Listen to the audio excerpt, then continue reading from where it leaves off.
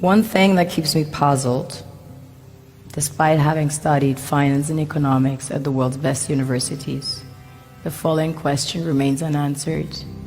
Why is it that 5,000 units of our currency is worth 1 unit of your currency, where we are the ones with the actual gold reserves? It's quite evident that the aid is in fact not coming from the West to Africa, but from Africa to the Western world. The Western world depends on Africa in every possible way, since alternative resources are scarce out here. So how does the West ensure that the free aid keeps coming? By systematically destabilizing the wealthiest African nations and their systems, and all that backed by huge PR campaigns, leaving the entire world under the impression that Africa is poor and dying and merely surviving on the mercy of the West. Well done, Oxfam, UNICEF, Red Cross, Life Aid, and all the other organizations that continuously run multi-million-dollar advertisement campaigns depicting charity porn to sustain that image of Africa globally. Ad campaigns paid for by innocent people under the impression to help with their donations. While one hand gives under the flashing lights of cameras, the other takes in the shadows. We all know the dollar is worthless, while the euro is merely charged with German intellect and technology, and maybe some Italian pasta. How can one expect donations from nations that have so little? It's super sweet of you to come with your colored paper in exchange for our gold and diamonds. But instead, you should come empty-handed, filled with integrity and honor.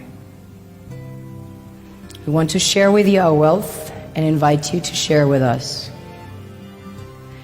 The perception is that a healthy and thriving Africa would not disperse its resources as freely and cheaply, which is logical. Of course, it would instead sell its resources at world market prices, which in turn would destabilize and weaken Western economies, established on the post-colonial free meal system. Last year, the IMF reports that 6 out of 10 of the world's fastest growing economies are in Africa, measured by their GDP growth. The French Treasury, for example, is receiving about $500 billion year in, year out, foreign exchange reserves from African countries based on colonial debt they forced them to pay. Former French President Jacques Chirac stated in an interview recently that we have to be honest and acknowledge that a big part of the money in our banks comes precisely from the exploitation of the African continent.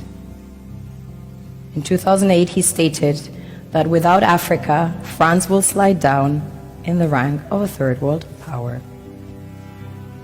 This is what happens in the human world, the world we have created.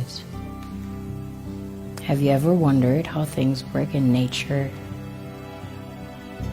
One would assume that in evolution the fittest survives.